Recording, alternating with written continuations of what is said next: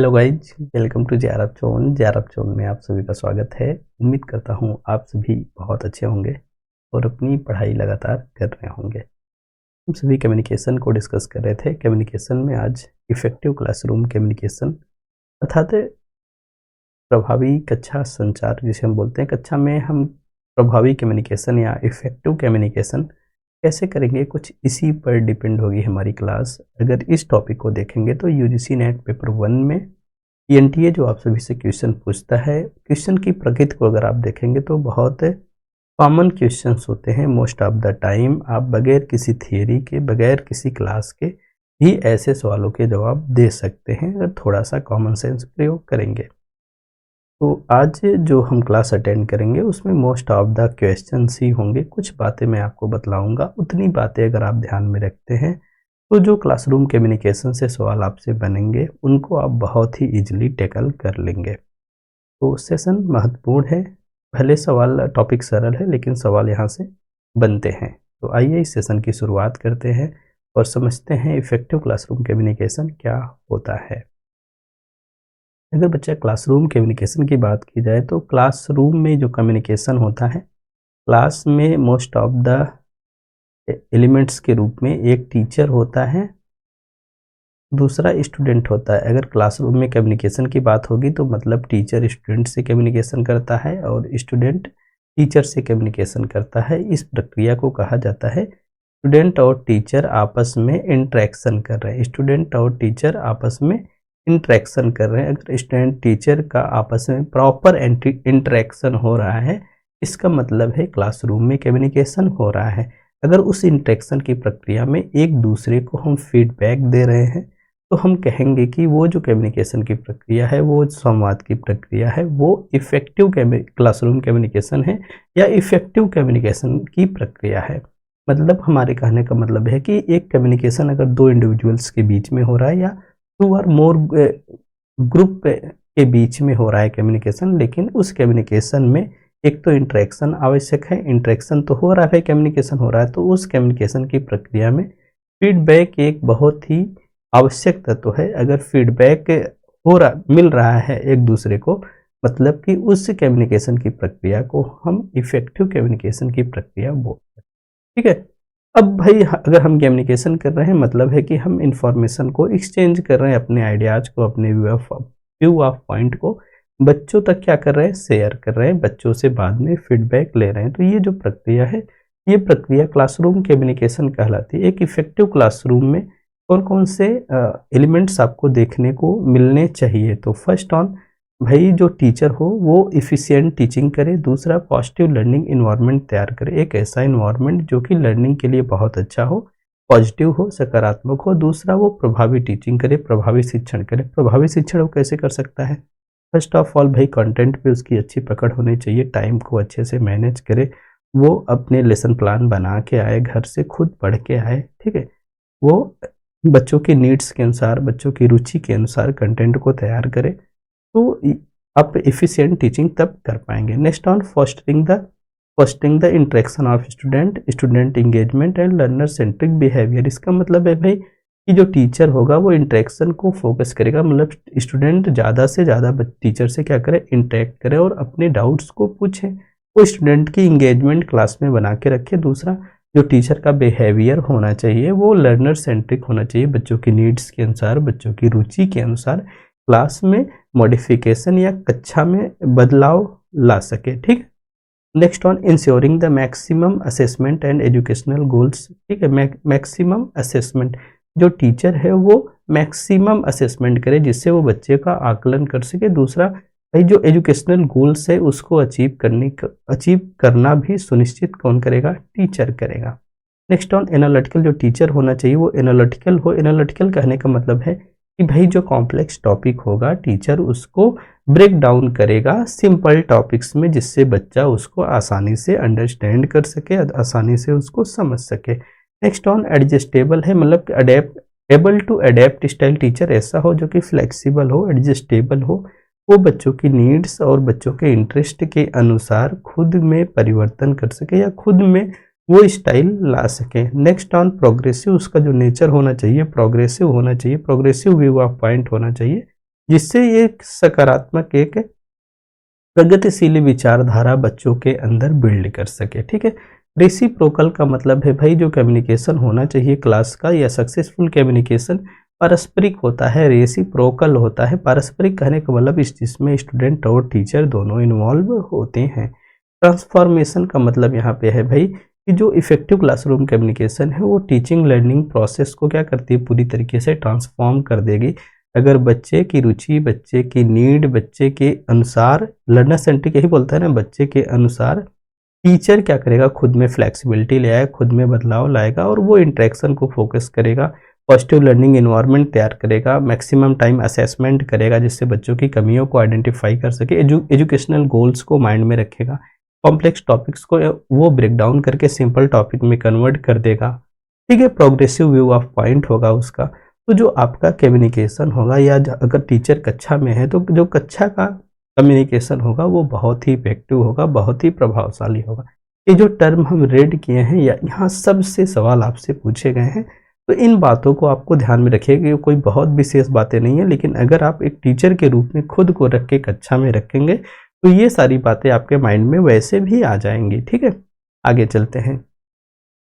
Classroom communication को देखेंगे तो जनरली 3 प्रकार के कम्युनिकेशन आपको देखने को मिलेंगे। वैसे तो बहुत सारे होंगे, ठीक है, लेकिन मुख्य 3 होंगे। एक तो वर्बल कम्युनिकेशन जिसमें टीचर क्या करेगा, वर्ड्स के माध्यम से अपने लेक्चर, डिस्कशन और एक्सप्लेनेशन के माध्यम से आपको बतलाने सिखलाने का प्रयास करेगा। ठीक है, दूसरा नॉन वर्बल कम्युनिकेशन, भाई वर्बल के साथ में नॉन वर्बल जैसे बॉडी लैंग्वेजेज, फेशियल एक्सप्रेशन, अपने गेस्चर्स के माध्यम से, आई कांटेक्ट के माध्यम से बच्चों से वो इंटरेक्ट करेगा, बच्चों से बॉन्डिंग बनाने का प्रयास करेगा। अमूमन क्लास में जो कम्युनिकेशन होता है वो वर्बल प्लस नॉन वर्बल दोनों मिलाकर होता है, नॉन वर्बल दोनों मिला के होता है, इसीलिए जो कक्षा संचार होता है वो इफेक्टिव हो जाता है। आप सबको हमने पढ़ाया भी है, अगर वर्बल कम्युनिकेशन में नॉन वर्बल कम्युनिकेशन मिल जाता है या एड ऑन हो जाता है तो वर्बल कम्युनिकेशन और ज़्यादा स्ट्रॉन्ग हो जाता है। तीसरा है रिटन कम्युनिकेशन। वर्बल कम्युनिकेशन के हमने आपको 2 भाग बतलाए थे, एक को बतलाया था ओरल कम्युनिकेशन, ठीक है, दूसरे को बतलाया था रिटन कम्युनिकेशन। भाई स्पोकन कर रहा है, लेक्चर्स दे रहा है, डिस्कशन कर रहा है तो ओरल तो ऐसे हो जा रहा है। रिटन कम्युनिकेशन का मतलब भाई जो नोट्स, असाइनमेंट्स, हैंडआउट्स, ठीक है, जो टीचर मैसेज मतलब कि रूप में बोर्ड पर राइट डाउन करता है वो सब क्या है, रिटन कम्युनिकेशन के एग्जांपल्स है। तो मुख्य रूप से 3 वर्बल जिसमें टीचर क्या करता है, वर्ड्स की सहायता से बोलता है, लेक्चर देता है, डिस्कशन करता है। नॉन वर्बल में विदाउट वर्ड्स वो कन्वर्सेशन करने का प्रयास करता है अपने बॉडी लैंग्वेज के माध्यम से, अपने एक्सप्रेशंस के माध्यम से, अपने गेस्चर्स के माध्यम से, बच्चों से इंटरेक्शन करके, आई कांटेक्ट मेंटेन करके। कक्षा में कहा जाता है ना कि आई कांटेक्ट मेंटेन करना जरूरी है, इससे टीचर को ये भी पता चलता है कि बच्चा कॉन्सेंट्रेशन रूप से कक्षा में वो इन्वॉल्व है या हमारी बातों को सुन रहा है, बच्चे को चीज़ें समझ में आ रही हैं। ठीक है, तो ये 3 बातें आपको यहाँ से ध्यान में रखनी है। Next on according to Cole and Chen ने स्टेजेज ऑफ क्लासरूम कम्युनिकेशन दिया था कि भाई क्लासरूम कम्युनिकेशन के कौन कौन सी स्टेजेज होती हैं, यहाँ से भी सवाल बन जाते हैं। तो यहाँ पर अभी के लिए तो आपको केवल ये ध्यान रखना है कि केवल इसकी स्टेजेज कौन सी हैं। फर्स्ट ऑन आपकी फार्मूलेशन ऑफ मैसेज, इसमें टीचर क्या करता है कि मैसेज का फार्मूलेशन करता है। कहने का मतलब है कि टीचर कौन सा मैसेज बच्चों को प्रोवाइड करेगा उसको वो फार्मूलेट करता है, वो आइडिया, वो मैसेज क्या करता है, तैयार कर लेता है। दूसरा है अब तैयार होने के बाद उस मैसेज को इनकोड करेगा। जैसे आपको अगर किसी को चैट करना है, किसी को मैसेज करना, पहले तो क्या मैसेज करना ये सोचोगे, दूसरा उस मैसेज को इनकोड करोगे, लिखोगे, तीसरे फेज में क्या करोगे, उस मैसेज को ट्रांसमिट करोगे, मतलब कि मोबाइल के माध्यम से, टेक्स्ट या व्हाट्सएप के माध्यम से, टेलीग्राम के माध्यम से क्या करोगे, उस मैसेज को क्या करोगे, आप ट्रांसमिट करोगे। फोर्थ फेज में क्या होगा, मैसेज डिकोडिंग एंड इंटरप्रिटेशन। अब रिसीवर के पास ही ये प्रक्रिया होगी डिकोडिंग एंड इंटरप्रिटेशन की, जिसके पास मैसेज पहुंचेगा, आपका बॉयफ्रेंड, आपकी गर्लफ्रेंड, माता पिता, कोई भी हो सकता है, ठीक है, जो कि मैसेज को रिसीव करेगा, तो मैसेज रिसीव करेगा तो मैसेज डिकोड करेगा और उसको इंटरप्रेट करेगा, समझेगा। और जब इंटरप्रेट करेगा तो अब आपने जो कुछ भी लिखा है मैसेज में उसके अनुसार वो आपको फीडबैक प्रदान करेगा। तो कोल एंड चेन ने कहा कि भाई कम्युनिकेशन कक्षा में जो कम्युनिकेशन होता है इसी रूप में होता है। टीचर पहले क्या पढ़ाएगा उसको तैयार कर लेता है, फिर उसको इनकोड करता है बोर्ड पे लेक्चर्स के माध्यम से, ठीक है, फिर उसको ट्रांसमिट कर देता है, फिर बच्चे उसको डिकोड करते हैं, इंटरप्रेट करते हैं और अपने फीडबैक प्रदान करते हैं। तो कोल एंड चैन ने इफेक्टिव मतलब क्लासरूम कम्युनिकेशन इफेक्टिव कैसे होगा उसके लिए 5 फेजेज बतलाए थे, जिसको आपको ध्यान में रखना है, ठीक है। तो वही है ये फॉर्मुलेशन ऑफ मैसेज, ये तो बतला दिया ना, feedback and evaluation, message decoding and interpretation, इतनी बातें आपको ध्यान में रखनी है। नेक्स्ट ऑन है the sequence of elements in a classroom speech. अगर क्लासरूम में स्पीच हो रही है तो उसका सीक्वेंस क्या होगा। सवाल यहाँ से डायरेक्ट बनते हैं, हमने डायरेक्ट इसको इनपुट भी कर दिया, इसके बहुत ज़्यादा डेप्थ में जाना शायद आपके लिए ठीक नहीं है, ठीक है। तो elements in classroom speech, elements, पहला एलिमेंट है इंट्रोडक्शन। भाई पहला काम क्या है कि आपको एक क्लियर इंट्रोडक्शन प्रोवाइड करना है, सेट द कॉन्टेक्स्ट, मतलब जिस पर्सपेक्टिव से आप स्पीच कर रहे हो उसको हमको क्या करना, उस कॉन्टेक्स्ट के अनुसार आपको पहले इंट्रोडक्शन देना है, परिचय देना है, ठीक है। नेक्स्ट ऑन है डिस्क्रिप्शन, उसके बारे में आपको एक डिटेल्ड डिस्क्रिप्शन प्रदान करनी है जो कि उस पर्टिकुलर प्रॉब्लम्स या पर्टिकुलर टॉपिक के बारे में डेप्थ अंडरस्टैंडिंग प्रदान करे। तीसरे पे आप जाओगे कंक्लूजन तक, आपको एक स्ट्रॉन्ग कंक्लूजन देना है, पूरे जो आपने इंट्रोडक्शन दिया, जो डिस्क्रिप्शन दिया, उसको समराइज करते हुए आप क्या करेंगे, एक स्ट्रॉन्ग कंक्लूजन प्रस्तुत करेंगे। जब आप कंक्लूजन दे देंगे तो बच्चों से आप उससे फीडबैक, या ऑडियंस अगर सामने बैठी है या बच्चे हैं या बच्चे को ही ऑडियंस के रूप में लिए, तो आप क्या करेंगे, उनसे इंटरेक्शन करेंगे, उनके फीडबैक्स लेंगे, अगर उनके कुछ डाउट्स होंगे तो आप उसको क्लेरिफाई करोगे। तो अच्छा फीडबैक लोगे, देन 5वां जो स्टेप होता है, जो उनके डाउट्स बन रहे हैं उसको आप क्या करोगे, क्लेरिफाई करोगे। तो ये सवाल भी पूछा जाता है। तो इंट्रोडक्शन पहला phase, second description, third on conclusion, fourth on feedback और फिफ्थ ऑन क्लेरिफिकेशन, ठीक है। अब देखो जब सवाल बनता है तो ये कंक्लूजन और क्लेरिफिकेशन को लास्ट में दे दिया जाएगा, ठीक है। जैसे मान लो कि ये ई वाला विकल्प है तो दोनों में लास्ट में ई दे दिया जाएगा। आप तो जैसे ऐसे भी लिखेगा, इंट्रोडक्शन पहला है, डिस्क्रिप्शन दूसरा है, लेकिन कंक्लूजन और क्लेरिफिकेशन में थोड़ा सा कंफ्यूजन होता है बच्चों को, ठीक है। तो यहाँ से आपको ध्यान में रख लीजिएगा कि पहला introduction, second on description, third on conclusion, fourth on feedback and fifth on clarification, last clarification है, ठीक है। तो ये तो रही कुछ बातें। एक टॉपिक और, dimensions of classroom communication. Classroom communication के कौन कौन से डायमेंशंस होते हैं। तो डांस एंड लार्सन 1976 में इन्होंने मतलब 3 डायमेंशंस बतलाए क्लासरूम कम्युनिकेशन के, ठीक है। क्लासरूम कम्युनिकेशन के 3 डायमेंशंस बतलाए, इन तीनों डायमेंशंस के आप नाम ध्यान में रखिएगा, ठीक है। फर्स्ट ऑन इन्होंने बताया कि लेवल ऑफ ऑब्जर्वेशन, इन्होंने बताया कि जो कम्युनिकेशन की परिभाषा है या संचार की परिभाषा, या कम्युनिकेशन कितना व्यापक है, कितना सीमित है। लेवल ऑफ ऑब्जर्वेशन में हम इस चीज को डिफाइन करते हैं, जैसे हमारे और आपके बीच में कम्युनिकेशन हो रहा है, चैनल कौन है, यूट्यूब है, ठीक है। यूट्यूब के माध्यम से हम एक दूसरे से कम्युनिकेट कर रहे हैं, तो हमारा कम्युनिकेशन कितना व्यापक है, कितना लार्ज है, कितना लिमिटेड है, इस पर इन्होंने लेवल ऑफ ऑब्जर्वेशन की बात की। सेकेंड ऑन इंटेंशनलिटी का मतलब है भाई आप किस इंटेंशन से चीज़ें को कर रहे हैं, कम्युनिकेट कर रहे हो, आपके कम्युनिकेशन क्यों है, क्या आपका उद्देश्य है करने का, कि मतलब जो संचार है वो जानबूझकर किया जा रहा है कि या अनजाने में संचार हो रहा है, ठीक है। कहने का मतलब है क्या संचार जानबूझकर होना चाहिए या अनजाने में किया गया कार्य भी संचार कहलाएगा। तो कुछ इस तरह की बातें इन्होंने की भाई जो सेंडर एंड रिसीवर्स हैं उनके बीच में जो कम्युनिकेशन हो रहा है तो पर्टिकुलर किसी इंटेंशन से हो रहा है, किसी उद्देश्य से हो रहा है, जानबूझकर हो रहा है, क्या अनजाने में कम्युनिकेशन हो रहा है, ठीक है। नेक्स्ट ऑन है नॉर्मेटिव जजमेंट। नॉर्मेटिव जजमेंट का मतलब ये है कि भाई जो आप नॉर्मेटिव जजमेंट का मतलब ये है कि जो कम्युनिकेशन हो रहा है वो सफल माना तभी जाएगा जब केवल संदेश एक दूसरे के पास ट्रांसमिट हो जाएगा, पहुंच जाएगा। जब तक नहीं पहुंच रहा है तब तक आप उसको कैसे सफल मान सकते हो। तो संचार को सफल मानने के लिए संदेश का सही समझा जाना आवश्यक है। जैसे मैं आपको पढ़ा रहा हूं तो पहले तो आपको ये समझना पड़ेगा कि जो मैं पढ़ा रहा हूं वो सही है, ठीक है। तब तो आप हमसे कम्युनिकेट कर पाओगे, हमसे जुड़ पाओगे। जब आपके माइंड में ही होगा कि ये चीज़ें पता नहीं सही है या गलत हैं, तो आप कम्युनिकेशन कैसे कर पाओगे, नहीं हो पाएगा ना। तो ये माइंड से कम्युनिकेशन नहीं हो पाएगा। तो ये 3 फेजेज इन्होंने बतलाए थे कि level of observation, second on intentionality, third on normative judgement. मतलब कि एक तो अवलोकन स्तर, दूसरा आपका इरादे की आवश्यकता, कम्युनिकेशन की नीड्स क्या है, दूसरा प्रभावशीलता का मानदंड क्या है।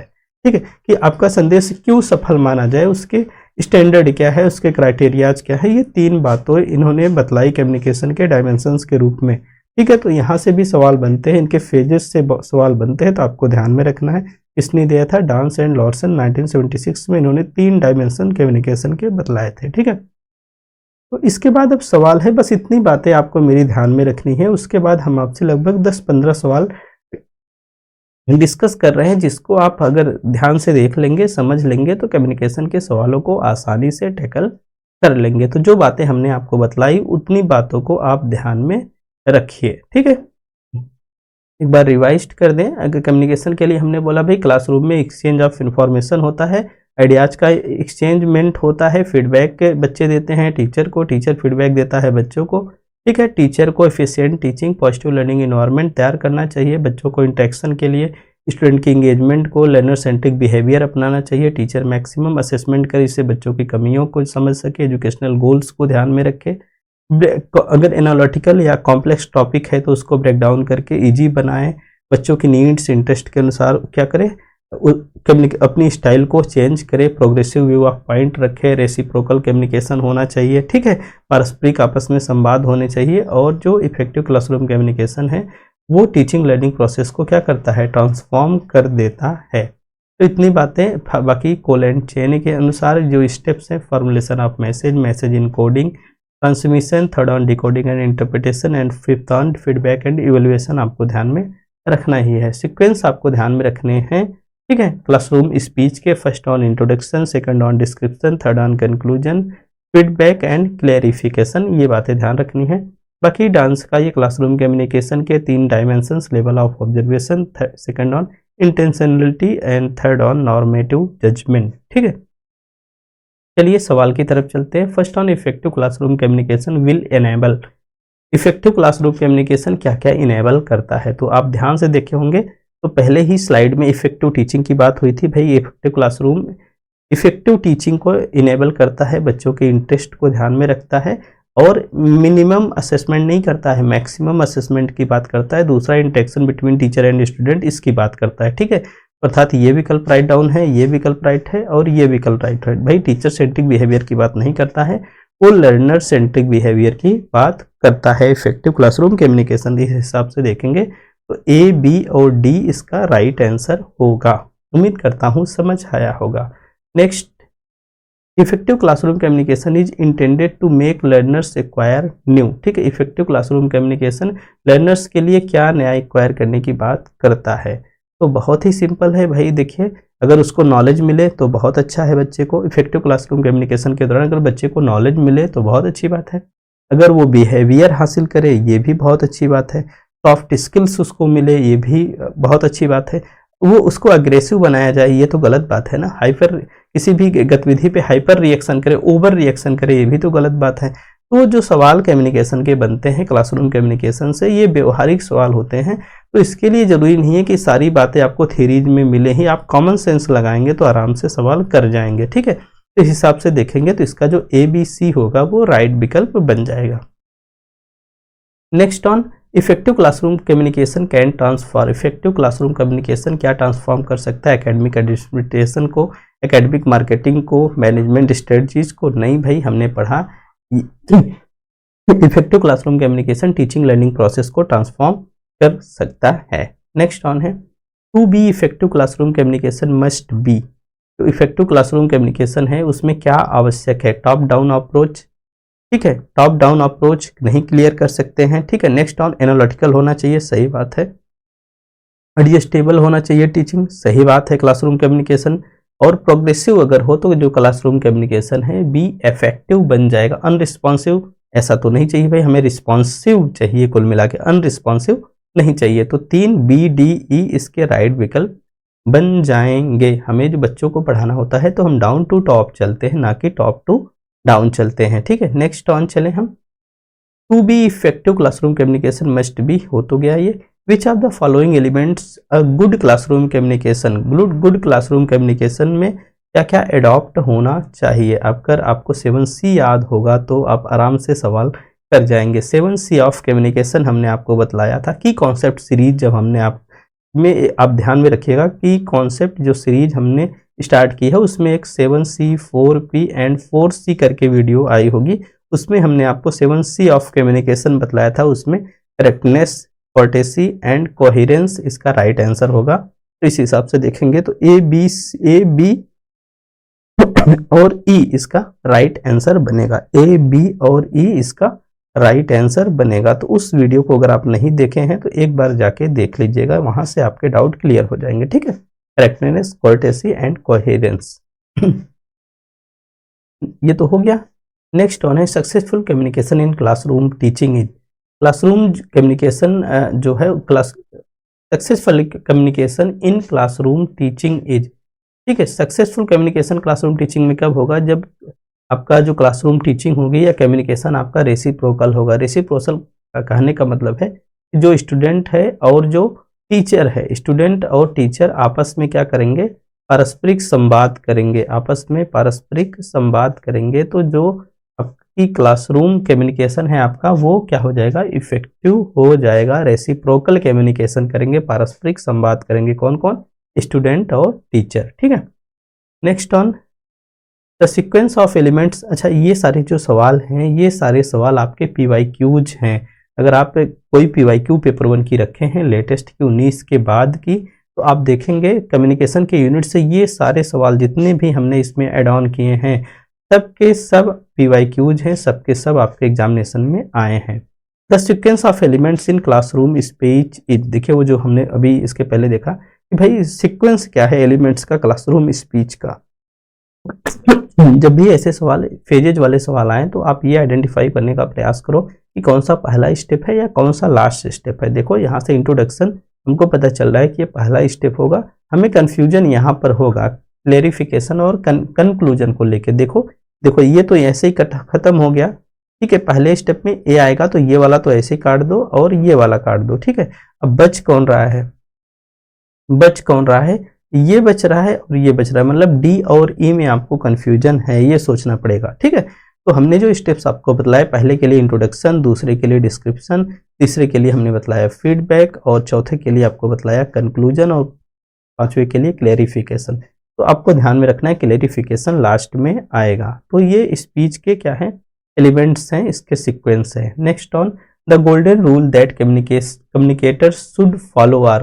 कम्युनिकेटर्स के लिए गोल्डन रूल क्या हो सकते हैं, मतलब कि ऐसा कम्युनिकेशन हो जो कि अलग थलग करे, नहीं भैया। दे शुड टेक साइड्स, ऐसा भी नहीं है। दे मस्ट बी हियर्ड, ये बात सही हो सकती है भाई, वो उनको मतलब कि सुनना चाहिए। दे मस्ट बी अंडरस्टूड, उनको समझना चाहिए। और दे मस्ट बी एप्रिसिएट, उनको एप्रिसिएशन भी देना चाहिए, उनको प्रशंसा करनी चाहिए। ठीक है, तो राइट डाउन विकल्प होगा मेरे अनुसार भाई CDE इसका राइट डाउन विकल्प होगा। ये तीनों विकल्प इसके राइट होंगे भाई। एक साइड नहीं ले लेनी है, आपको बायसनेस नहीं दिखानी है, ना तो अलग थलग रहना है। ठीक है, तो भाई ध्यान से सुनना है, अंडरस्टैंड करना है और एप्रिसिएशन करना है। ठीक है, नेक्स्ट ऑन है what are the relevant strategy of effective communication in classroom communication. Classroom communication की एक इफेक्टिव कम्युनिकेशन स्ट्रेटजी क्या होगी, आपको बहुत ध्यान से इस सवाल को देखना है और समझना है। पहला तो ये भाई क्लैरिटी इन स्पीच, ये तो होगा ही, क्लैरिटी इन स्पीच होगा ही। नेक्स्ट ऑन चलो focused listing in the both sides teacher and student, ये भी आपको ध्यान में रखना है, ये होगा। अब इन्वेंटिंग कल्चरल लेवल, हमें कल्चरल लेवल्स के अनुसार इन्वेंशन नहीं करना है। Disdain the collective factors efforts, ये भी नहीं होगा। Understand the cultural background of student, भाई हमारी कक्षा में वेरियस कल्चर्स के बच्चे आते हैं तो हमें उनके बैकग्राउंड्स को ध्यान में रख के अपनी टीचिंग को, अपने कम्युनिकेशन को समायोजित करना है। तो अर्थात ये पहला विकल्प भी क्या होगा, सही होगा। तो ABC इसका राइट आंसर बनेगा। समझ रहे हैं ना बात को, यही हमारी कक्षा में डाइवर्सिटी है, कक्षा में वेरियस कल्चर्स के बच्चे आते हैं, कोई हिंदू है, मुस्लिम है, सिख है, कोई तमिल बोलता है, कोई हिंदी बोलता है, कोई इंग्लिश बोलता है। तो हमें उनकी कल्चरल बैकग्राउंड्स को ध्यान में रखते हुए टीचर क्या करेगा, स्ट्रेटजी बनाएगा कि बच्चे, हमें भाई इंक्लूसिविटी भी चाहिए, समावेशन भी चाहिए। तो जब तक हम बच्चों के बैकग्राउंड्स के बारे में, बच्चों के बारे में नहीं जानेंगे, तब तक हम स्ट्रेटजी नहीं तैयार कर पाएंगे कैसे कि हम इफेक्टिव कम्युनिकेशन करें या टीचिंग को कैसे इफेक्टिव बनाएं। ठीक है, तो ABC इसका राइट ऑन विकल्प होगा। Next on, what are the dimensions of classroom communication. Classroom communication के डायमेंशंस कौन कौन से हैं? अभी अभी आपने देखा, ये वाला तो था नहीं, लेवल ऑफ ऑब्जर्वेशन था, ठीक है, लेवल ऑफ इंट्रूजन था और लेवल इंटेंशनलिटी था, ठीक है। तो यही था ना, level of observation, intrusion of security. एक मिनट, थोड़ा सा मैं भी कंफ्यूज हो रहा हूँ। ABC ही इसका राइट विकल्प होगा। अच्छा, ये नहीं है, इंट्रूजन नहीं है, ठीक है, इंट्रूजन नहीं है, कंफ्यूज हुआ। लेवल ऑफ सिक्योरिटी, ठीक है, लेवल ऑफ ऑब्जर्वेशन और लेवल ऑफ इंटेंशनलिटी, मतलब कि आपके इरादे क्या हैं। दूसरा, भाई कम्युनिकेशन आपका कितना लिमिटेड होना चाहिए, कितना व्यापक होना चाहिए ऑब्जर्वेशंस में, ठीक है, क्या कम्युनिकेशन होना चाहिए, ठीक है, ये आपका आ जाएगा ऑफ सिक्योरिटी में, ठीक है, ऑफ सिक्योरिटी में। तो ये 3 डायमेंशंस थे जिसको हमने देखा। अब नेक्स्ट सवाल है, a teacher to be an effective communication should be resort. यहाँ पे कॉमा होगा भाई, डॉट नहीं होना चाहिए। नेक्स्ट में भी गलती है, नहीं, इसी में है। A teacher to be an effective communicator should resort. A teacher कैसे इफेक्टिव कम्युनिकेटर के रूप में हो सकता है? पहला तो भाई नेचुरल फ्लो ऑफ इंफॉर्मेशन। पहला तो क्या चलेगा, सही चलेगा या नहीं चलेगा? सही चलेगा, ठीक है। एक नेचुरल फ्लो ऑफ इंफॉर्मेशन होना चाहिए। वॉलंटरी सपोर्ट होना चाहिए। वॉलंटरी सपोर्ट का मतलब है कि स्वैच्छिक सपोर्ट होना चाहिए लर्निंग के लिए। सेकंड ऑन है system of immediate and regular feedback, अर्थात इसके लिए कौन सा विकल्प सही होगा? सेकंड वाला विकल्प सही होगा कि भाई नेचुरल फ्लो ऑफ इंफॉर्मेशन होनी चाहिए, वॉलंटरी सपोर्ट होना चाहिए लर्निंग का, और तीसरा है system of immediate and regular feedback, मतलब कि बच्चों को रेगुलर फीडबैक मिलना चाहिए। ऐसा सिस्टम, ऐसा हमें सिस्टम क्या करना है, डेवलप करना है, ऐसा सिस्टम तैयार करना है। अगर बच्चे हमसे फीडबैक नहीं ले पाएंगे, हम एक दूसरे से लास्ट में कंक्लूजन के बाद अगर हम फीडबैक नहीं ले पाएंगे तो हमारे डाउट्स बहुत ज़्यादा रह जाएंगे। तो इफेक्टिव कम्युनिकेशन कब होगा? जब एक तो नेचुरल फ्लो में इंफॉर्मेशन फ्लो करे, दूसरा भाई वॉलंटरी सपोर्ट होना चाहिए लर्निंग के प्रति, और रेगुलर फीडबैक होना चाहिए। वो भी रेगुलर फीडबैक इमीडिएट होना चाहिए, तुरंत होना चाहिए। मैं आज कक्षा लूँ और सवाल आपको 10 दिन बाद बतलाऊँ, तो क्या आप कक्षा और सवाल को रिलेट कर पाओगे? नहीं कर पाओगे। लेकिन अगर तुरंत बतला रहा हूँ तो आपको अच्छा लगेगा पढ़ने और पढ़ाने में, ठीक है। तो ये 3 विकल्प इसके BCD सही होंगे। तो ये था आपका इफेक्टिव क्लासरूम कम्युनिकेशन। जितनी बातें हमने बतलाई, अगर आप इसको ध्यान में रखते हैं तो हमें उम्मीद है पूरी तरीके से जो क्लासरूम कम्युनिकेशन से संबंधित सवाल आपसे इनपुट किए जाएंगे, आप उसको आसानी से टैकल कर लेंगे, हैंडल कर लेंगे। अगर थोड़े बहुत वोकैबुलरी में चेंजेस भी आएंगे तो जो हमने आपको बतलाने का प्रयास किया, अगर आप उसके मीनिंग को समझेंगे, मीनिंग को समझने का प्रयास करेंगे, उसको समराइज्ड करेंगे, तो आप आराम से सवालों के जवाब दे लेंगे। तो उम्मीद करता हूँ सेशन आपके लिए काफ़ी फ्रूटफुल होगा और पेपर 1 के पर्सपेक्टिव से आपके एग्जामिनेशन में आपके लिए 2 नंबर 4 नंबर क्रिएट करेगा, ठीक है। अगर वीडियो इन्फॉर्मेटिव लगती हो तो वीडियो को लाइक, शेयर और सब्सक्राइब करना ना भूलिए। आज के लिए इतना ही। आप सभी को बहुत बहुत धन्यवाद।